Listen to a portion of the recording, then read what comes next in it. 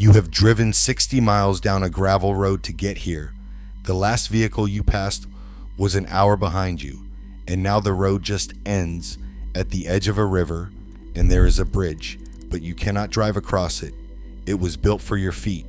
The town is sitting right there on the other bank. You can see the rooftops. You still cannot reach a single one of them by car, because between you and that town runs cold, gray glacial water, and the only way over is to park, get out, and walk. This is McCarthy, Alaska, and the question that hangs over this whole place is a simple one.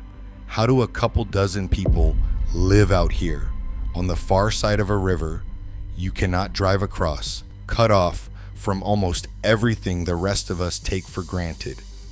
That footbridge is a real, specific thing, not a metaphor. It was put across the river back in 1997, and if you drive out here today, that is where your road trip ends. You park at the end of the road, and you walk the better part of a mile on foot to reach the town. There is technically a second bridge downstream that a vehicle can cross, but it is not for you. That one is reserved for residents, for local businesses, and for the Park Service, and by most accounts, it comes with an annual fee.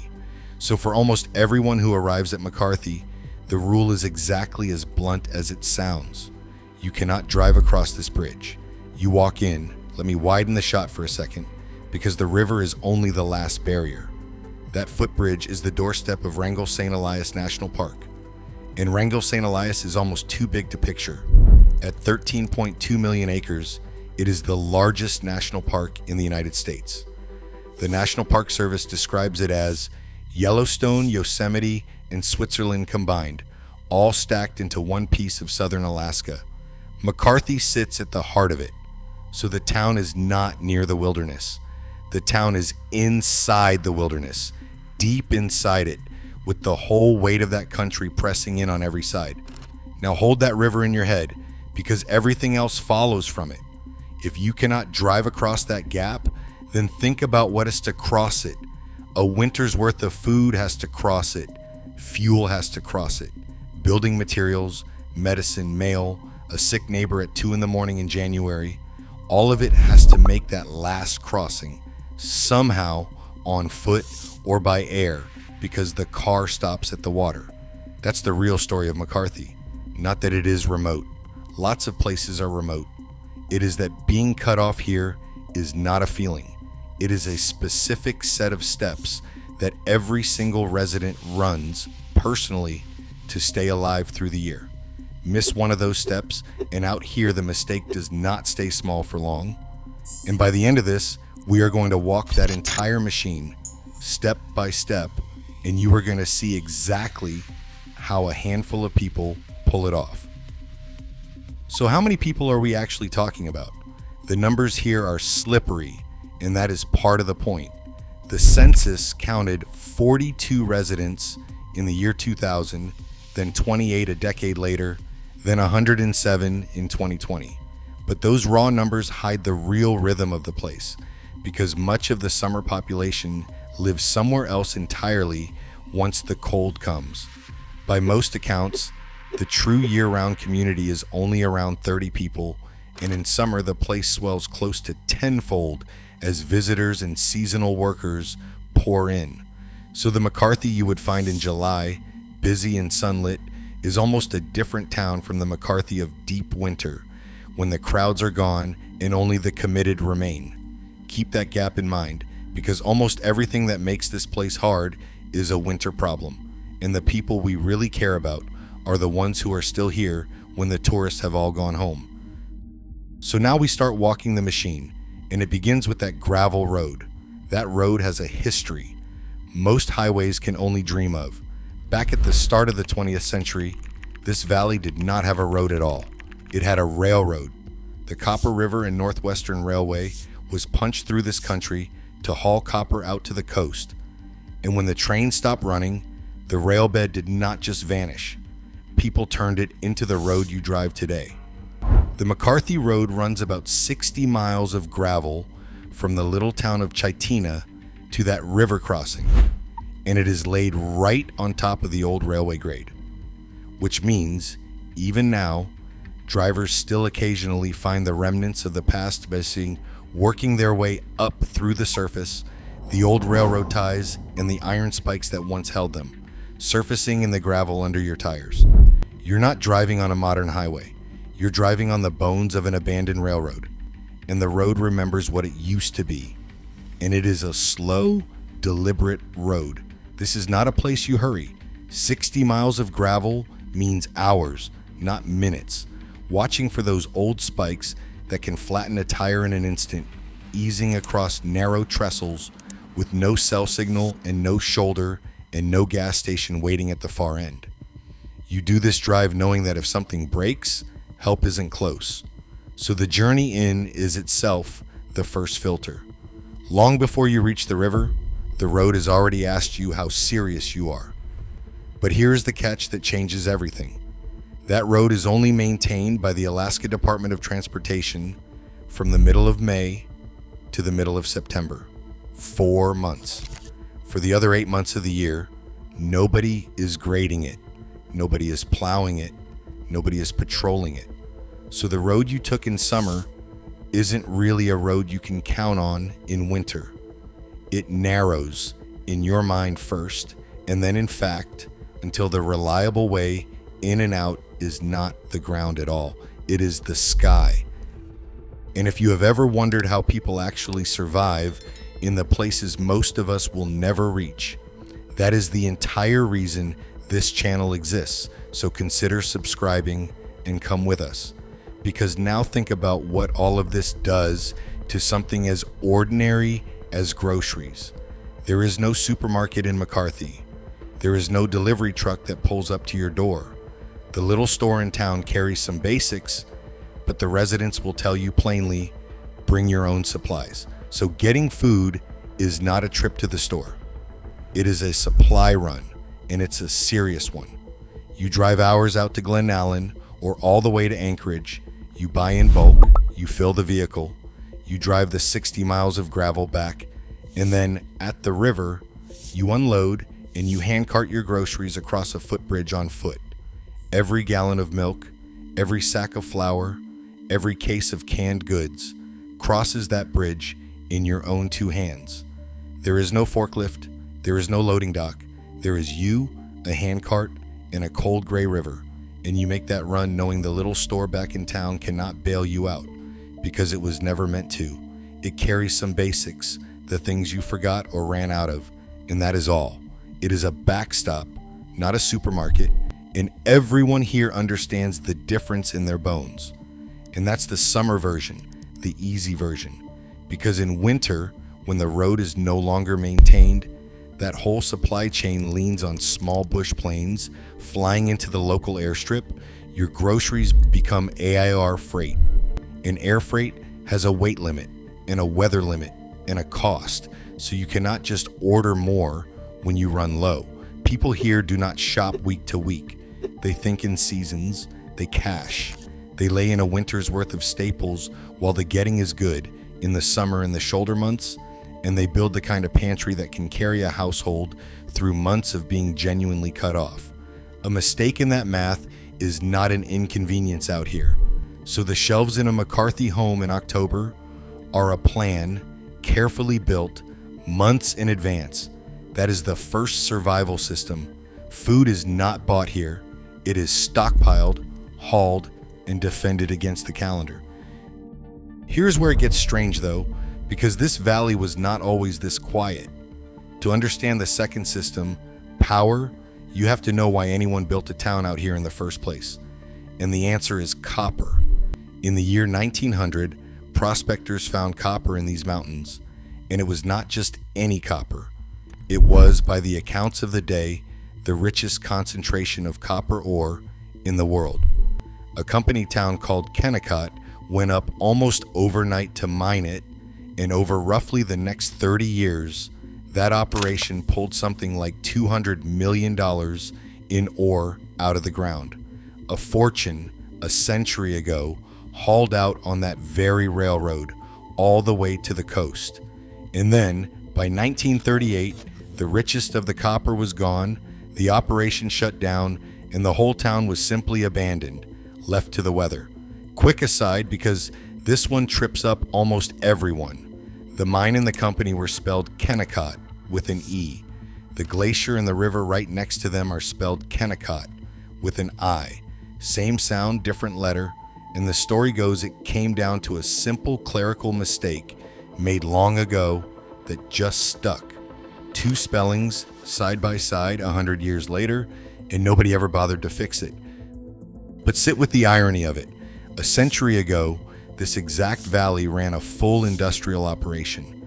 It had power, it had heavy machinery, it had electric lights blazing in the dark, it had one of the most advanced copper mills of its entire era humming away in the middle of the Alaskan wilderness. And today the people who live here have less grid than those miners did, because there is no public power grid in McCarthy. None. When you build a life out here, you build your own utility company from scratch, and you become the only person responsible for keeping the lights on. What that looks like on the ground is this. Heat comes from wood, which means somebody cut it, split it, hauled it, and stacked it against the coming winter, cord after cord, all summer long, because a cold stove in January is not a small problem. Electricity comes from generators and from solar panels, and in the more traditional cabins, light at night can still come from a kerosene lamp on the table, the same way it did 100 years ago. Water does not come from a tap connected to a city main, because there is no city main and there is no water utility. Drinking water is hauled, container by container, and even getting rid of what you throw away is a project. By the residents' own accounts, the nearest landfill is a 7-hour round trip. 7 hours just to take out the trash. So every object you bring into McCarthy, you are also responsible for on the way out. Power, water, heat, waste, all of it is a personal system that you run yourself every day, or you do not last. Nobody is coming to fix it for you. That's the second machine. Which brings us to the one that keeps people up at night. Medicine. Because you can haul your own water and burn your own wood and cache your own food, but you cannot perform your own surgery. So what happens when something goes truly wrong out here? There is no hospital in McCarthy. There is no full clinic. When the road is open in those 4 summer months, the nearest hospital is a place called Crossroad Medical Center in Glen Allen, and that is roughly a 4-hour drive away. 4 hours to a hospital on a good day, in good weather, with the road being maintained, assuming your vehicle starts and nothing on that gravel slows you down. Now take away the road. It is January.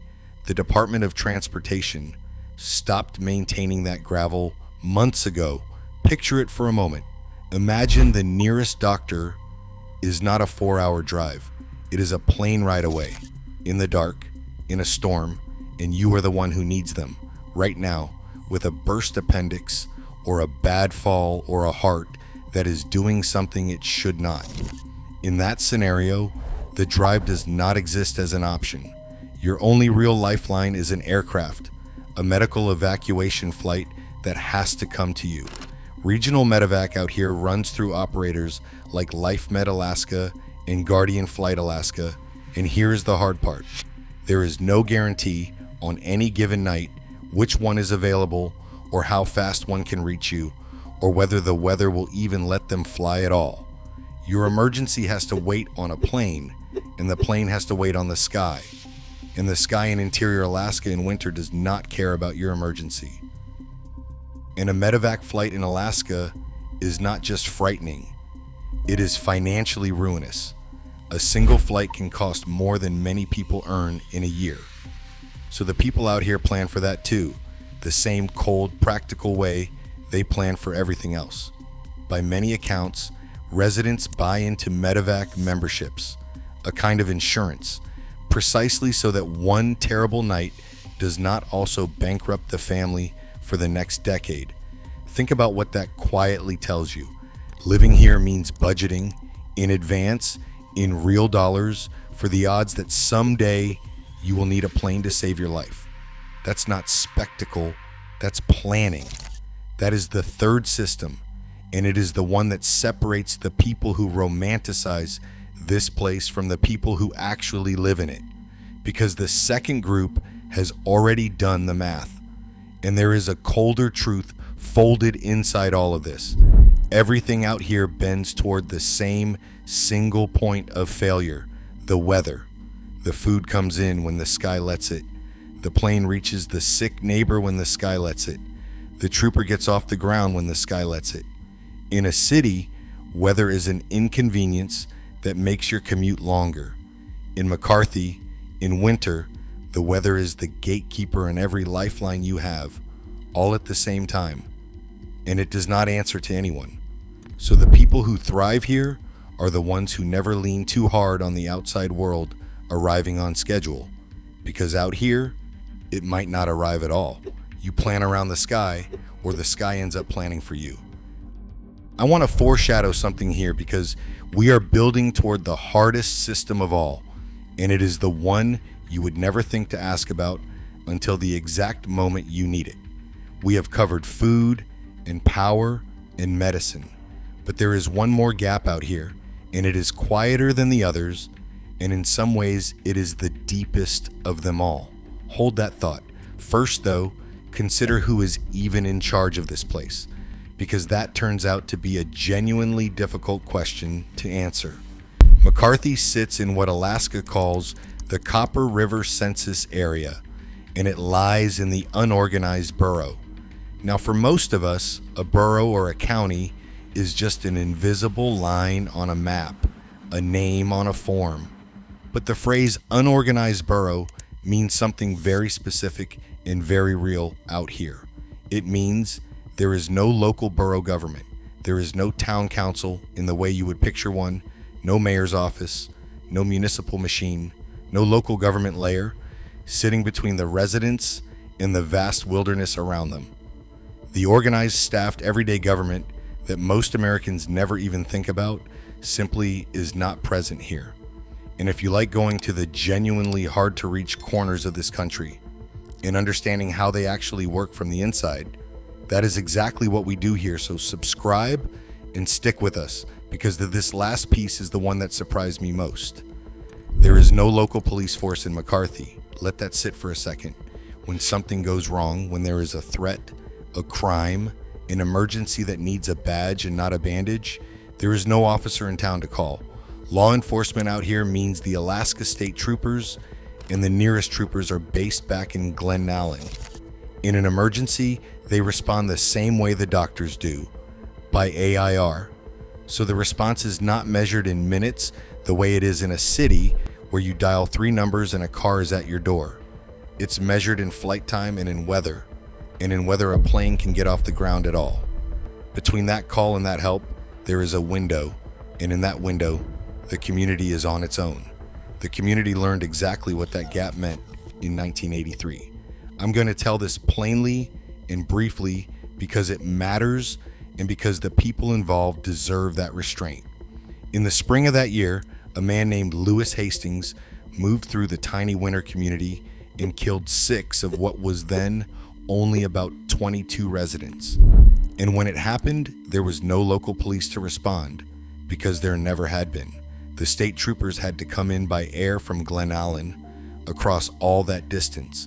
It is the starkest possible illustration of the thing this whole place lives with quietly every single day. That when the worst arrives, help is not down the street. Help is a flight away. And the community in that window has only itself and each other. I'm not telling you that to make McCarthy sound sinister, because it's not. That event is more than 40 years old now, and it's an outlier, a single dark day, not the character of the town. I am telling you because it draws the 4th system in the sharpest possible line. Food, you cache. Power, you generate. Medicine, you fly out for. And law, out here, in those long stretches, largely comes down to neighbors who know they are on their own, and who choose to live here anyway with their eyes fully open to that fact. It takes a particular kind of person to accept that trade, calmly and stay, And notice what nobody has at any point in this. There is no single authority running McCarthy. The National Park Service governs the land all around it. The Department of Transportation owns and maintains that 60-mile road, but only for 4 months of the year. The state troopers hold the law from 4 hours away by ground and a flight away in winter. 3 different distant authorities, each responsible for one narrow piece of this place, and not one of them actually based in the town itself. The people who live here fill every gap in between with their own competence, their own tools, their own knowledge of the country. That's the whole machine laid out end to end. That's what cutoff really means when you break it down into its parts. So now let me bring you to the season that ties all of it together. Winter. This is where every system we have walked through gets tested at the same time, all at once. The Department of Transportation stops maintaining the road, so the reliable way in and out becomes the bush plane and nothing else. Small aircraft threading down onto the local airstrip, carrying people and supplies whenever the weather allows it. The store's shelves are what they are, and what you cached is what you have. The 4-hour hospital drive quietly disappears from the menu of options, and the community shrinks down to that hard core of maybe 30 souls who stay through the long dark. Everyone else, the summer workers, the visitors, the seasonal crowd, has already gone, and the people who remain are the ones who built their whole year around this exact stretch of it. Picture what that actually feels like. The summer crowds are long gone. The valley is silent in a way that most people alive today have never once heard in their lives. No traffic, no hum of a distant highway, just wind moving over snow and the far-off crack and groan of ice on the glacier. The daylight comes late and leaves early, a thin band of blue between 2 long nights. The mountains stand over the town, enormous and white and completely indifferent to whether anyone is down there at all. And in the middle of all that, a lamp is lit in a cabin, a wood stove is ticking as it warms, a stack of split spruce is going down cord by cord in the shed, and somebody who chose all of this deliberately is settling in for another long night, warm, fed, and exactly where they mean to be. Because that's the thing the footbridge was trying to tell us from the very first frame. We started at a river you cannot drive across, and it looked like a wall. It looked like the place where the modern world simply gives up and turns around. But that's not how the people here see it at all. To them, that river and that unmaintained road and that long dark and all that distance are not a wall. They're a filter. They keep out the noise and the crowds and the easy version of life, and they leave behind exactly the people who are willing to run the machine. All 4 systems of it, every single day, without anyone watching or thanking them. Cut off out here was never a tragedy that happened to McCarthy. It is a set of skills and a set of choices made new every single day by the few dozen people who look at the hardest place to reach in the largest national park in America and quietly decide one more time that this is home.